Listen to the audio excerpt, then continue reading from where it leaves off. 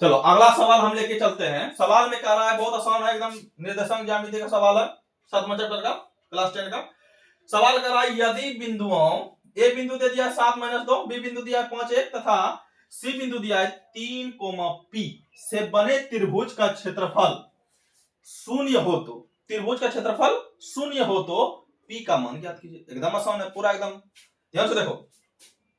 सवाल हम सूत्र जानते हैं, सूत्र होता है त्रिभुज का क्षेत्रफल निर्देशांक में, निर्देशांक ज्यामिति में सूत्र होता है 1/2 into x1 y2 minus y3 plus x2 होता है, फिर y3 minus y1 plus x3 होता है, फिर y1 माइनस y2, ये सूत्र होता है बराबर 0।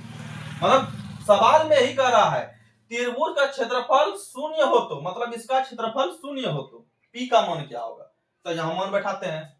सवाल क्या, हमारा बिंदु क्या क्या दिया, ए बी सी बिंदु कितना दिया है पहले लेते हैं। ए बिंदु दिया है 7, -2, फिर बी बिंदु दिया है 5, 1, फिर सी बिंदु दिया है 3, पी। एकदम ध्यान से देखना, ये x1 कह सकते हैं, ये y1 कह सकते हैं, ये x2 है, ये y2 है, ये x3 है, ये y3 है। सबका मान जानते हैं हम लोग, यहां बैठा दो सबका मान। तो 1/2 का 2 रहने देंगे। x1 का मान कितना है 7, फिर y2 का मान कितना है, y2 का मान 1 है, 1 माइनस y3 कितना है, y3 का मान कितना है p बैठा दिए, कोई दिक्कत। फिर x2 का मान कितना है, x2 का मान है 5 बैठा दिए। फिर y3 का मान कितना है, फिर p है, माइनस, फिर y1 का मान कितना है -2। तो देखो यहां माइनस, यहां माइनस, माइनस यहां बैठाएंगे तो यहां प्लस हो जाएगा 2, ये लिखेंगे ना। अब देखो फिर x प्लस का प्लस, x3 का मान कितना है 3 बैठा दिया मान, फिर y1 का मान कितना, फिर -2 है, फिर माइनस y2 का मान कितना है 1। सब का मान बैठ चुका है। अब सॉल्व करते हैं, पूरा आसान है, ध्यान से देखो।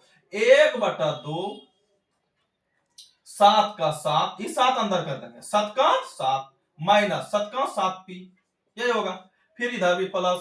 अब देखो ये 5 भी अंदर करेंगे, 5 अंदर करेंगे, फिर दोनों यहां पहले अंदर किया तो गुना हो जाएगा, फिर गुना यहां भी अंदर करेंगे तो गुना हो जाएगा, 5 का 5p होगा, फिर 5 दूनी 10, क्या होगा ना, प्लस। अब फिर यहां देखो प्लस 3 का 3 रहने देंगे, ये देखो दोनों माइनस है, दूर जुड़ जाएगा, -2 -1 गुना क्या होगा -3।